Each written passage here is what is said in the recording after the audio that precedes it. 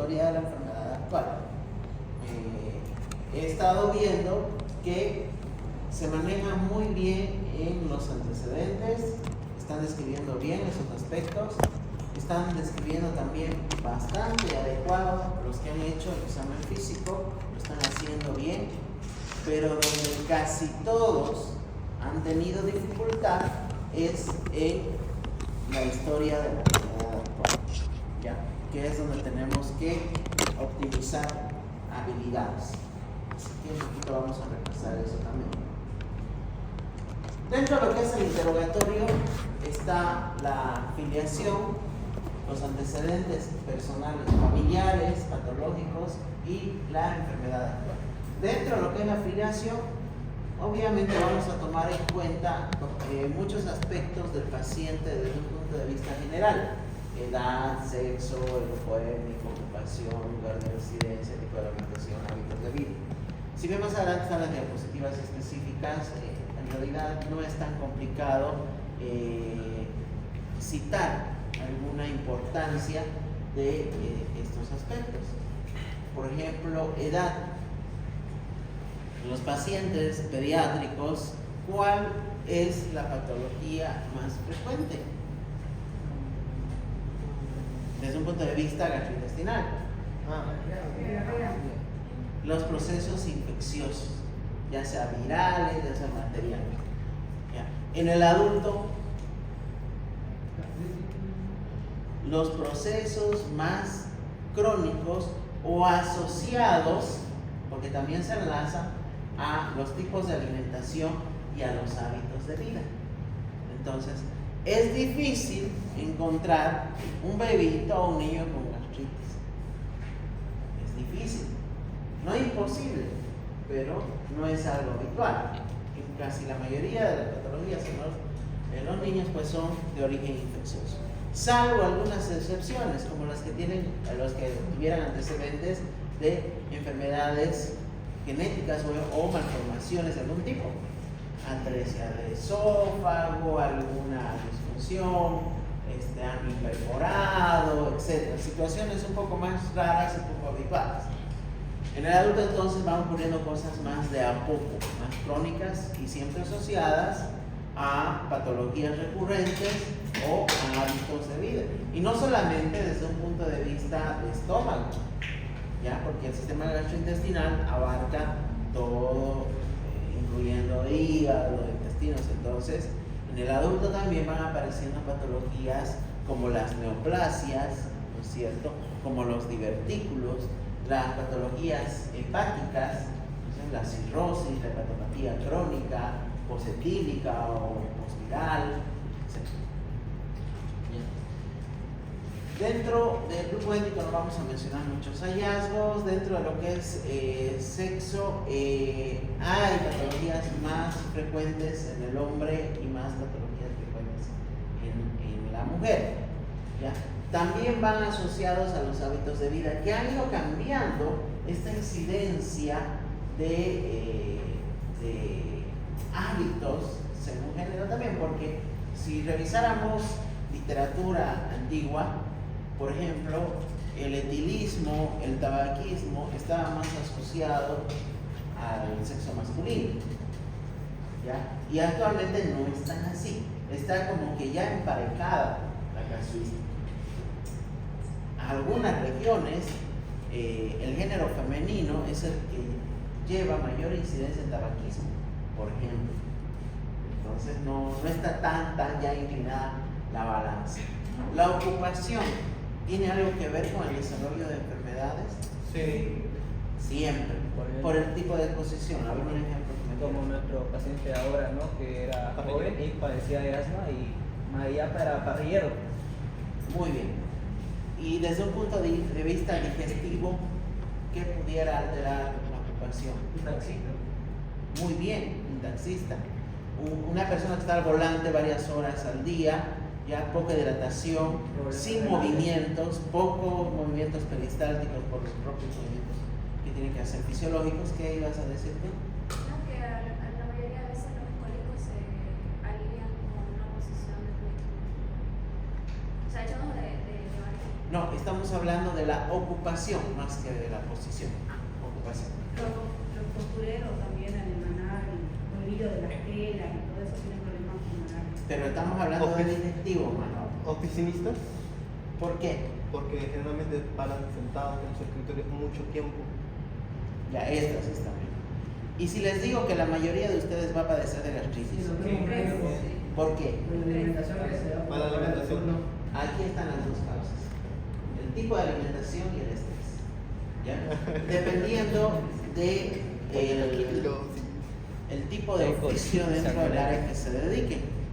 Mis internos se la viven diciendo que son muy estresados y que son muy sufridos y que los agarramos con mucha intensidad. No es tan así, aunque algunos de ustedes ya han podido ver que sí se nos agarra de una forma muy rígida, ¿no? Se les presiona. Algunos tartamudean en plena visita o dudan mucho porque se les exige no perfección, pero se les exige que digan las cosas de forma correcta. Porque no están dando un examen, no están dando una prueba. ¿Qué están haciendo? Están a cargo de personas vivas, están a cargo de personas que tienen una dolencia de salud. Tienen la responsabilidad de cuidar a esa persona y además tienen la responsabilidad de rellenar de forma correcta cada documento del historial clínico. Ellos son los que lo hacen. Y cuando lo hacen mal, ¿qué les decimos? Que lo tienen que rehacer para que lo revisemos nuevamente. ¿Ya? Entonces, el estrés va ligado a la clínica. Algunos van a ser intensivistas, otros emergenciólogos, son los que más se estresan. ¿Ya? Otros van a ser dermatólogos, patólogos no se van a estresar tanto. ¿Ya? Pero sí, la rama asistencial siempre es la que se lleva la flor en el ámbito del estrés. Lugar de residencia no hay tanto que mencionar. El tipo de alimentación hay mucho que mencionar, ¿ya? Porque ahí va más la tendencia en las patologías digestivas. Los antecedentes familiares, más que todo buscando algún precedente que tenga características de herencia. Siempre se pregunta antecedentes de cáncer de colon, cáncer de estómago, divertículos, más que todo. Los antecedentes personales patológicos, ya va repasando desde la infancia. Vamos preguntando al paciente si ha tenido enfermedades que sean de consideración. ¿Alguna vez ha estado internado por motivos digestivos? ¿Alguna vez ha necesitado una atención fuera de una consulta regular? ¿Alguna vez le ha dado hepatitis? ¿Alguna vez de esa manera? Vamos a pasar. ¿Ya?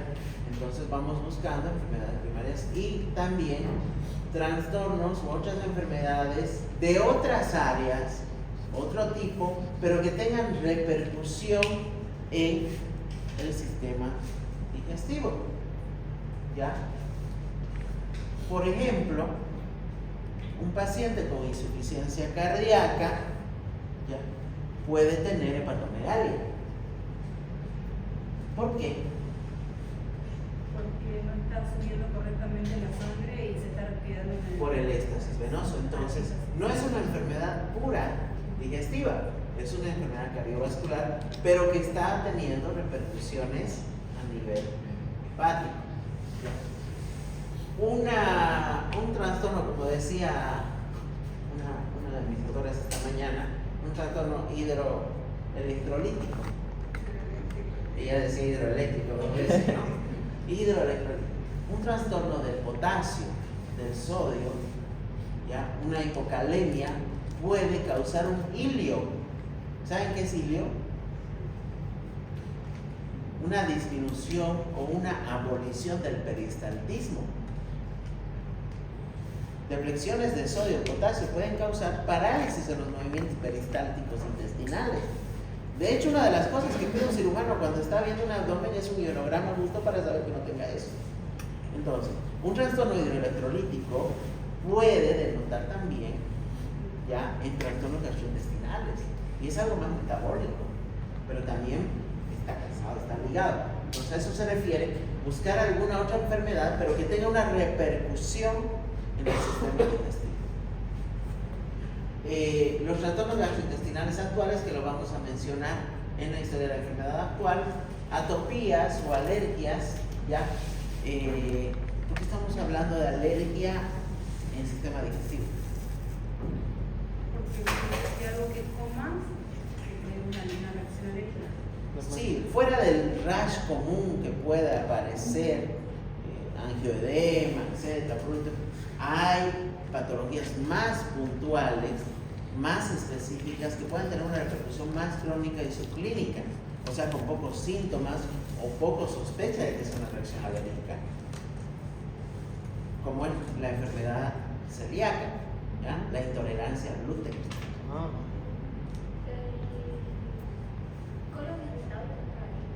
El colon irritable, ¿dónde entraría? ¿Como que antecedente o ligado a dónde? Estrés. ah. Está ligado al estrés. El colon irritable está ligado al estrés. ¿Al estrés alimenticio o al estrés? No, al estrés. Ah, Generalmente está ligado al estrés. De hecho, parte del tratamiento del colon irritable son antidepresivos, son ansiolíticos. Hablemos de la enfermedad actual. Bueno, aquí está un poquito lo de lo que les decía, alimentación, presentes patológicos.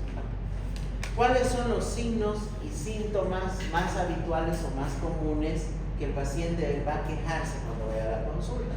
Este es un listado de los más comunes: el dolor, náuseas, vómitos, modificación del ritmo catártico, rectorragia, ictericia, distensión abdominal, masas, prurito, pérdida de apetito. Estos son los más habituales. Y vamos a comenzar con el dolor. El dolor tiene varias clasificaciones. Esta es una clasificación general, por decirlo así. Hay el dolor visceral, y hay el dolor somático, y hay el dolor referido. El dolor visceral generalmente es inespecífico, no se lo puede identificar de forma puntual en un lugar bien descrito. Ya generalmente ocurre por irritación del peritoneo, etc. En cambio, el dolor somático es bien localizado, como por ejemplo un cólico biliar. Es bien puntual la localización del dolor. El dolor referido viene de otro lado, de otra región, que por inervación puede cambiar la localización del dolor. Ahora, si bien podemos hacernos una serie de preguntas cuando exploramos un síntoma como el dolor, ¿ya? Como aprendernos, por ejemplo, este listado de preguntas que deberíamos hacerle al paciente, ¿ya? ¿Dónde le duele? Si se ha modificado en otra parte del cuerpo, cuándo es cuando le duele, hace cuánto ocurre, etc. Hay maneras más simplificadas para explorar el dolor. Algunos conocen en Alicia, otros conocen en la Atelier, ¿ya? Estas dos formas de explorar o de ayudarnos a explorar los síntomas, el síntoma es igual, o sea, indiferente, podemos usar ambos. Personalmente, a mí me gusta más la Atelier porque es más detallado, tiene un orden más lógico y explora mayor detalle. La Alicia no es para menospreciarlo, si se dan cuenta, es muy similar, con algunas variaciones de lo que se explora. La Alicia, la aparición, la localización, la intensidad, la concomitancia, la dirección, el aspecto. Y el Atelier, aparición, tipo, intensidad, localización, graduación, evolución y los fenómenos asociados. Es algo muy similar y son utilizados ambos. ¿Qué otras cosas hay además?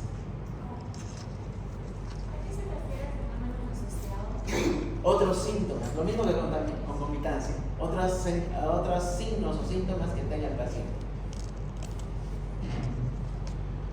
Así que vamos a hacer un repaso de este. Comencemos con la aparición. ¿Qué significa aparición? ¿Qué exploramos cuando estamos mencionando aparición? ¿Cómo es que inició? ¿Bajo qué características ha iniciado?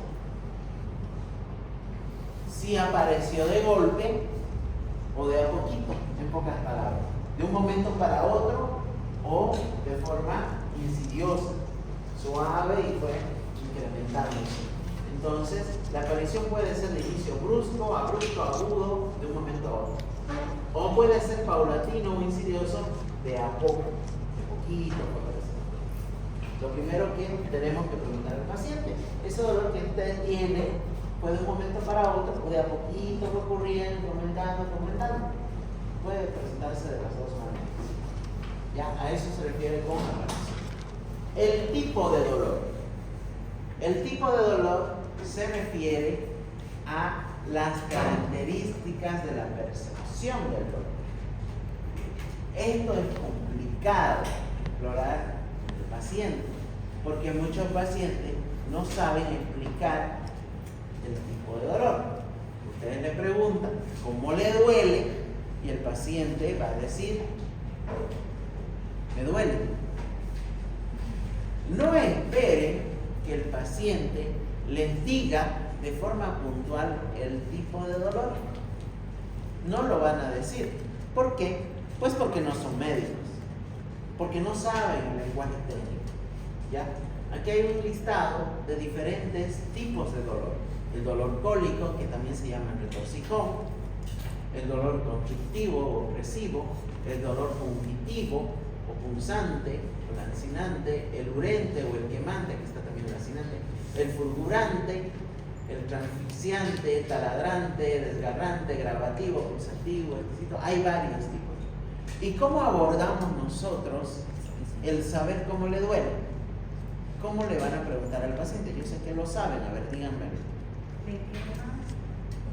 Darle ejemplos quizás. Lo que están haciendo los dos. Darle ejemplos al paciente.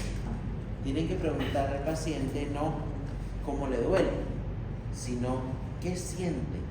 Si siente que le quema, si siente que le aprieta, si siente que le punza, si siente que le retuerce, si siente que le jala, de esa manera. De tal manera que el paciente va a asemejar lo que él está sintiendo con los ejemplos que usted le está dando y le va a decir, sí, siento que algo me retuerce. Ah, entonces es un dolor hipocólico. Ah, siento que me punza. Así como usted dice, me punza. Ah, entonces es tipo cognitivo. De esa manera nosotros buscamos obtener esta característica del dolor. ¿Ya? La intensidad. Existen varias maneras y aceptables de explorar la intensidad del dolor. Hay el dolor leve, moderado, de leve intensidad, de moderada intensidad o de gran intensidad. Porque el dolor es algo subjetivo. ¿Ya? El dolor es algo que depende incluso de la tolerancia del propio paciente. ¿Ya? Y todos tenemos un diferente estándar de tolerancia al dolor.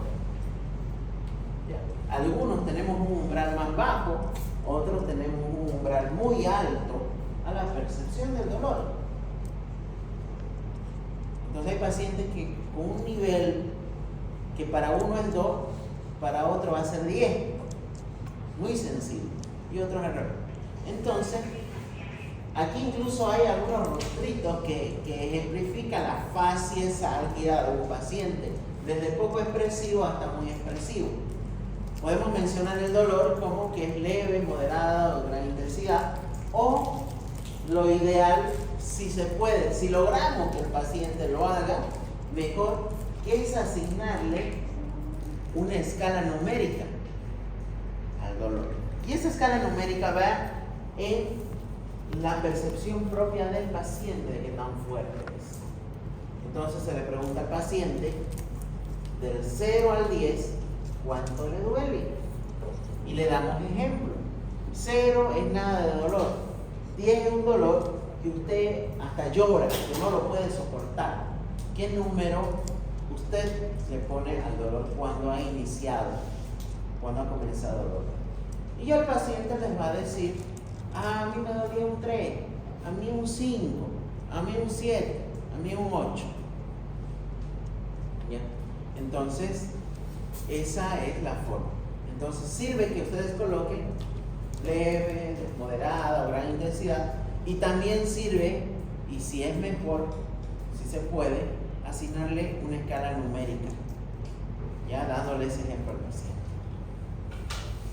La localización. Otra cosa importante, muchos dejan dolor abdominal y ya. Otros me decían dolor a los lados, a los costados. Ya, otros con más propiedad me dijeron dolor en los flancos. ¿Cuál sería la manera en la cual nosotros le preguntaríamos al paciente dónde le duele o dónde comenzó el dolor? ¿Cómo lo averiguamos? Porque el paciente lo que va a hacer es me duele aquí o me dolía aquí. ¿Dónde? Aquí. Así lo va a decir el paciente. No, porque estamos haciendo interrogatorio. Que entonces que describe el dolor. ¿Cómo? Que describe el dolor. No, solo quiero saber el lugar, dónde comenzó el dolor. Que nos señale. ¿Y cómo lo tiene que señalar? Dime con las manos donde se siente el dolor. Con el dedo. Entonces, se le dice con un solo dedo. Con un solo dedo, señáleme el lugar del dolor. ¿Ya? Entonces, cuando ustedes le dicen eso al paciente y le digan, haga así, ahora muéstrame dónde le dolía, ya van a tener un lugar común. ¿Ya? Es diferente que el paciente haga esto, el paciente que haga esto, a que el paciente haga esto. Delimita de una forma específica el lugar exacto de la aparición del dolor. ¿Ya? Entonces, ahí el truco es preguntarle con un solo dedo, muéstreme dónde le dolía. Cuando estamos hablando de la localización del dolor, una vez que ya sabemos dónde comenzó, ya tenemos que describirlo como región. Y es ahí donde ustedes, aunque más adelante está, tienen que recordar que el abdomen tiene cuadrantes. ¿Ya? ¿Cuántos cuadrantes tiene el abdomen? Depende. ¿Depende de qué? ¿De qué cuadrante quiere? ¿La de 4 o la de 9? Muy bien. Existen dos clasificaciones. ¿Cuál es la clasificación más universal? Ahí está la respuesta. La que más usamos es la de los 9 cuadrantes. ¿Ya? Existe la de 4, pero se lo deja en la teoría. Se utiliza más los 9 cuadrantes. ¿Ya? Así que ahora en adelante utilizan la de 9, que es la que van a ver en todo lado. Muy bien. Aquí hay unos ejemplos de lugares de dolor y radiación. Ahora, la segunda pregunta, después de localizar el dolor, es si no se va a otro lado, la irradiación. Si el dolor no se irradia a alguna otra región. Entonces, ¿qué preguntamos o cómo preguntamos?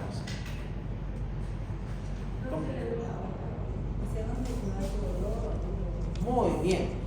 ¿Le dolía aquí? Sí. ¿Le sigue doliendo ahí? Sí. ¿Y se va a otro lado su dolor? Ah, sí. Ya vamos buscando si hay o no hay radiación, porque a veces no lo hay. A veces sigue en el mismo lugar. Entonces, hay aquí algunos ejemplos de lugares donde se puede irradiar el dolor. La evolución ya es cómo ha ido cambiando desde que apareció la molestia hasta en el momento que lo estamos entrevistando. ¿Ya? Hasta ese momento. ¿El tipo de dolor sigue el mismo o ha cambiado? Por ahí el paciente manifiesta que comenzó con un dolor tipo urente y ahora es tipo cólico. Por ejemplo, he cambiado el tipo de dolor. Si la intensidad es más, es igual o es menos. Si la irradiación hubo o no hubo o cambió. Y si la localización del dolor no migró. Esto, por ejemplo, ocurre en una cronología de Murphy. En la apendicitis, porque el dolor va cambiando a medida que va evolucionando el cuadro, de ser inespecífico a ser más localizado. El tipo de dolor también va migrando del epigacho y termina en la fosa ilíaca derecha. Los fenómenos asociados, como preguntaba acá una de ustedes, ya son los síntomas que pueden acompañar al dolor. Cuando me comienza a doler, en ese momento siento náuseas y vomito. Me duele y quiero ir al baño y tengo diarrea. Me duele y comienzo a sudar. Me duele y al mismo tiempo siento mareos, etc. Todos esos síntomas que pueden acompañar al dolor al mismo tiempo. ¿Ya? A eso se refiere. Aquí un ejemplo de cómo podemos ordenar un motivo, mejor dicho, la historia de la enfermedad actual. Aunque esto es lo que más vamos a reforzar en la práctica, por lo visto, estos días.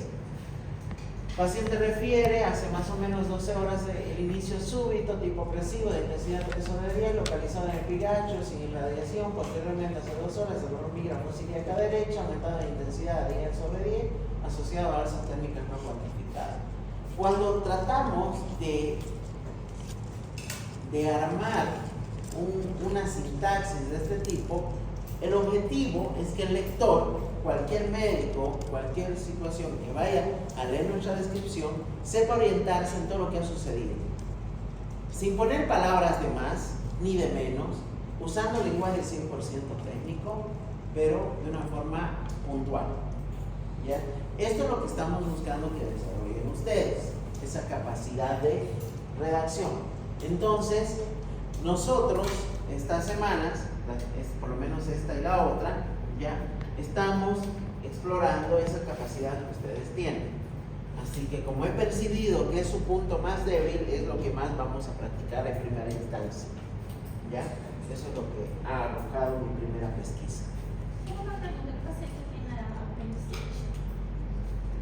El ejemplo, en realidad era enfocado en apendicitis. Era para que se dé cuenta el lector que con una buena historia de la enfermedad actual ya puede guiarse un diagnóstico. ¿Ya? Y ese es el objetivo. Un buen clínico, ¿ya? Con un buen interrogatorio y un buen examen físico puede llegar a un diagnóstico correcto. Los exámenes complementarios apoyan a nuestro diagnóstico, reforzándolo, confirmándolo, pero ya el buen clínico ya ha emitido una hipótesis diagnóstica después de terminar de examinar a su paciente. Ya tiene una idea de lo que está sucediendo. ¿Ya? Así que hay un dicho en lo clínico: la clínica es suprema. ¿Ya? Es lo que manda, es lo que prima. ¿Ya? Y van a ver con algunos pacientes que, por ejemplo, el paciente que di de alta hora, pero decían, pero el hemograma tiene leucocitosis. Eso por la desametasona, está mejor. Se va a ir a casa. No nos asusta un laboratorio alterado. ¿Ya? Vamos entonces viendo, continuando con nuestro avance, lo que es ya de arriba hacia abajo. Comencemos con la boca. Halitosis es la percepción de un aliento desagradable por la cavidad oral. ¿Ya?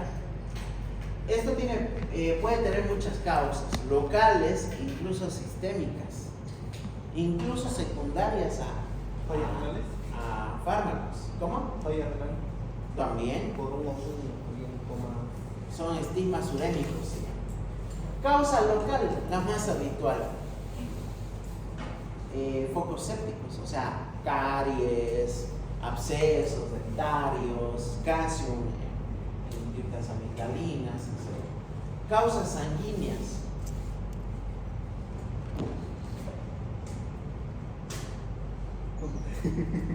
A ver, algo más sistémico. Es similar a lo que tú estabas dando el ejemplo, por eso te miraba. ¿Ya? Él mencionaba en la insuficiencia renal, en la falla renal, hay un aliento a urea. ¿Ya? ¿Y por qué hay un aliento a urea, a orina? Porque es alta la concentración de urea en el cuerpo que se está emanando hasta por las glándulas sudoríparas, está en el aliento mismo a nivel alveolar, está exudando, está transudando, mejor dicho, un transudador que tiene altas concentraciones de urea y da ese aliento. Si bien no es halitosis, otro ejemplo también de algo metabólico es el aliento a manzana, si bien no es desagradable. ¿En qué paciente se puede percibir cuando está descompensado un aliento a manzana? Sí, Sí, tiene sentido. la cetoacidosis diabética. Tiene sentido. ¿Ya? Entonces, hasta eso cuenta. Causa respiratoria, abscesos pulmonares, ¿ya? Neumonías graves que se han abscedado y al expirar, como hay pus, sustancia purulenta del pulmón, pues se puede percibir ya ese aliento desagradable. Causas digestivas, ya, una gastritis, úlceras, reflujos, ya. La cialorrea, que es la salivación excesiva. La cialorrea puede ser fisiológica, ya, algunas veces. ¿De qué manera puede ser fisiológica? Claro, si yo ahorita me traigo una Burger King y les muestro, algunos que no han almorzado, van a comenzar, el estímulo olfativo y el visual va a comenzar a producir, ¿no es cierto?, mayor salivación. ¿A quién no le ha pasado? ¿No es cierto? Que están pasando por un restaurante, etcétera. Eso es fisiológico, que hay un estímulo. Ya, eso. Pero algunas veces puede ser secundario a patologías. ¿Ya? El tialismo y la cialofagia es otro aspecto que tenemos que mirar. Ahora, ¿en qué situaciones nosotros podemos tener alteraciones en la salivación? Fuera de un estímulo. Muy bien. ¿Ya? La parotiditis nos agarra bastante las glándulas salivales. ¿Qué otra situación también puede producir un aumento en la producción de saliva? Infecciones de otro tipo, no solamente una viral. ¿Ya? Nuestra fisiología, nuestro sistema trata de expulsar a algún agente externo, si hay un absceso dentario, gingivitis, etc., puede producir un exceso. Disminución de la secreción de saliva. Puede ser por lo mismo, por una parotiditis, pero una etapa posterior, ya como una lesión que pudo haber hecho.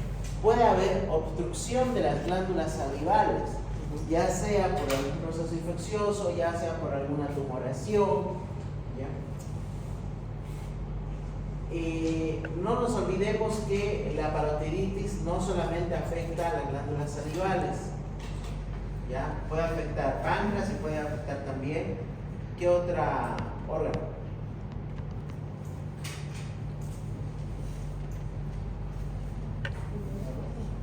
Especialmente en los hombres.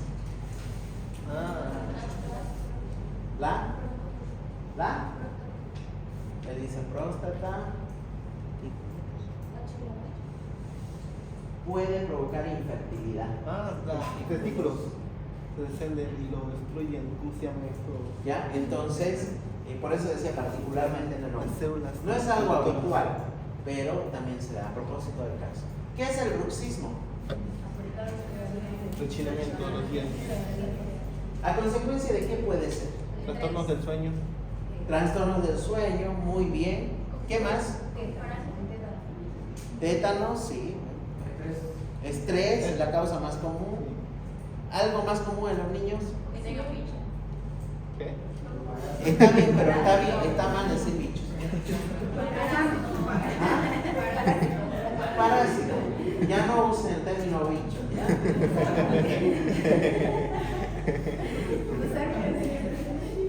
Ahora ustedes son más refinados en su lenguaje. Parásito. ¿Ya? En la parasitosis. ¿Ya? Hablen ese lenguaje cuando estén con los pacientes.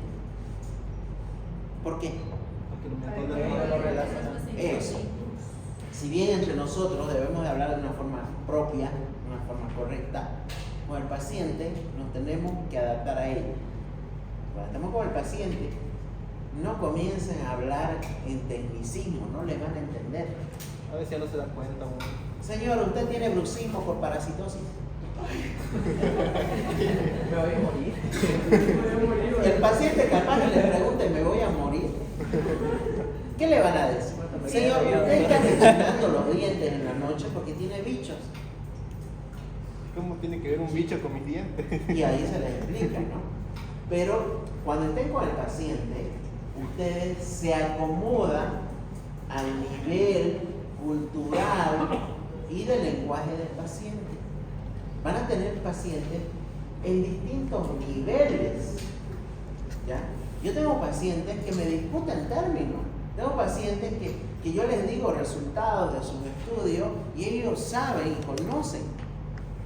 Ya son muy cultos, leen bastante. Tengo otros pacientes que ni siquiera saben qué es un antibiótico. Entonces tenemos que acomodarnos al nivel del paciente siempre. Cuando estén entre iguales, desde un punto de vista de oficio, entre ustedes sí discuten de forma propia. Pero con los pacientes no se alcen con los pacientes. Ya nos ponemos en su nivel. Agora, es verdade que ao mesmo tempo que temos que explicar todo, não temos que explicar todo. Para no crear a veces alarma. ¿En qué sentido hay que explicar todo? En lo que se debe de informar. ¿Qué es su enfermedad? ¿A qué se debe? ¿Cuál es el tratamiento? ¿Y qué es lo que hay que hacer? Pero por ejemplo, hasta en un absceso dentario, yo sé que eso puede terminar en un absceso pulmonar y el paciente puede terminar en eso. No le vas a decir las complicaciones más terribles, ¿no entiendes? Él va a creer que le va a suceder sí o sí, por ejemplo. ¿Ya? Entonces, hay que hacerlo de una forma real, sincera, pero concisa y breve. No hay que ir en detalles que no vienen tanto al caso. Ya existe una normativa sobre el consentimiento informado en las patologías. En cada hospital y en cada servicio ya hay, cuando un paciente es ingresado por una patología, se le da una hoja informativa al paciente. Digamos, qué sé yo, infección urinaria. Es una información para el paciente donde dice usted tiene infección urinaria, se le va a hacer esto, esto necesita tratamiento, y él firma incluso aceptando eso. Eso se llama consentimiento informado, que antes solo se utilizaba para procedimientos, pero ahora se lo utiliza para cualquier enfermedad. ¿Ya? Cuando nos hagamos de manos a un historial clínico de allá, se van a dar cuenta que todos los pacientes tienen consentimiento informado. ¿Quién estuvo en la visita hoy? Fueron unos cuantos, ¿no? No sé si escucharon cuando el jefe del servicio dijo las historias clínicas vamos a revisar, que no falten consentimiento, etcétera, etcétera, etcétera. ¿Ya? Cada detalle importa, es realmente un prontuario de cada paciente lo que se hace, no es poca cosa. La sensación de ardor, ¿ya? En la lengua, en la boca, puede tener diferentes orígenes. Puede ser déficit nutricional, ¿ya? Especialmente de las que son piridoxinas, cianocobalamina, todo lo que son el complejo B. Procesos digestivos, principalmente ¿cuál? El reflujo. El reflujo gastroesofágico causa bastantes molestias en la boca. Lesiones propias de la boca, ya sean infecciosas o traumáticas, ya el herpes, por ejemplo, una de las más usuales, y ahora en los chiquitos está circulando bastante, y también en algunos adultos, ya el síndrome de mano, pie, boca, ya por el virus. ¿Cómo tipo 1? Coxsackie, ya causa herpangina, que son lesiones ya parecidas al herpes, pero en la región orofaringia. Causa mucho ardor, mucho dolor, y se está viendo más en niños, pero eventualmente he visto estas semanas en bastantes adultos. Y Esto no tanto. Esófago, igual. Odinofagia es la sensación ya dolorosa a la deglución, la dificultad a la deglución. ¿Qué sería? Si estamos diciendo que la odinofagia es la sensación dolorosa, me duele al tragar, muchos confunden odinofagia con disfagia.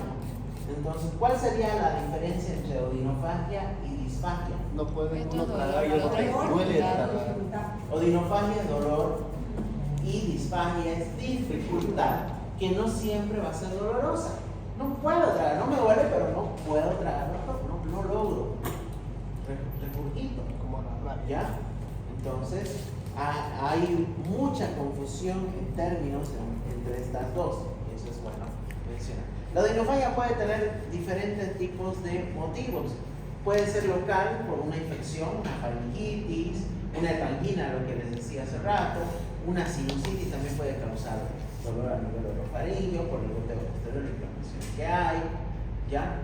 De una causa más lejana a la boca, el reflujo gastroesofágico también da bastante odinofagia. De hecho, es el que más da. Y la disfagia es la dificultad para deglutir o tragar, ¿ya? Si bien hay una clasificación sobre alta, media, baja, sobre cuánto tiempo tarda el bolo alimenticio, ¿ya? Lo que más tenemos que repasar en la disfagia es la clasificación más típica, más clásica, que es a sólidos, a líquidos o mixta, ¿ya? Porque en un principio puede haber disfagia solo a sólidos, ¿ya? El líquido lo trae con normalidad el paciente sin ninguna dificultad, pero cuando son sustancias sólidas ya le acarrea la dificultad. Luego, a medida que la enfermedad va progresando, si es una enfermedad propia de la musculatura esofágica, ya va progresando a ser también a líquidos. Existen varios trastornos, no solamente propios del esófago, que pueden causar esta molestia, ¿ya?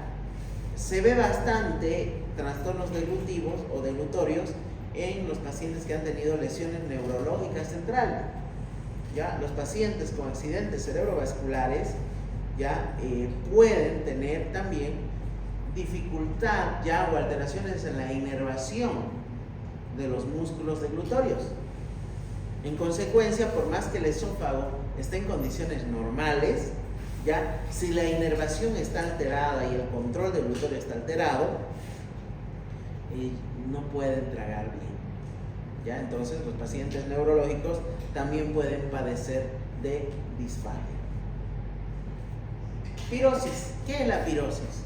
Sensación de ardor en la zona abdominal.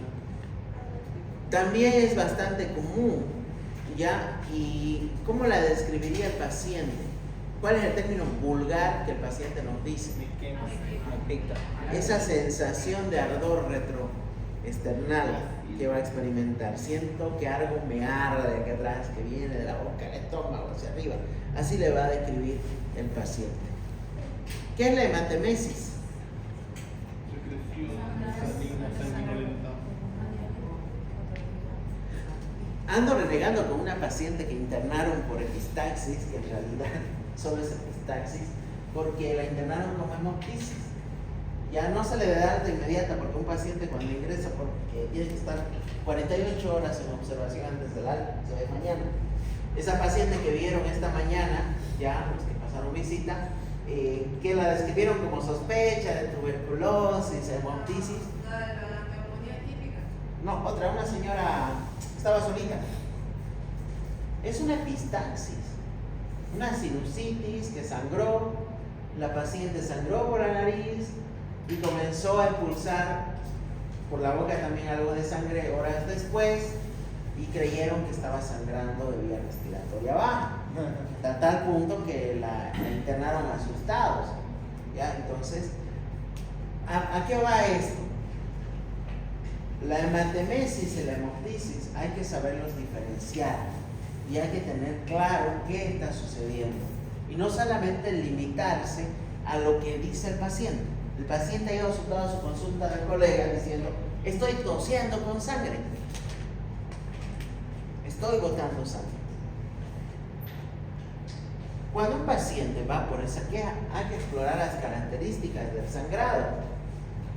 Ver si no hay otros lugares en primera instancia de vía superior responsable. Puede ser vía nasal, si no ha sangrado de la nariz antes, revisarla. Puede ser la misma boca el origen del sangrado, alguna lesión que tenga local. Y luego diferenciar si ha sido hematemesis o hemoptisis. Hematemesis es de la vía digestiva alta, del ángulo de 3 para arriba, todo sangrado para arriba se llama hematemesis, y del ángulo de 3 para abajo se llama melena. ¿Ya? ¿Cómo diferenciamos una hemoptisis de una hematemesis? Por su contenido. ¿Cómo tiene que ser el contenido?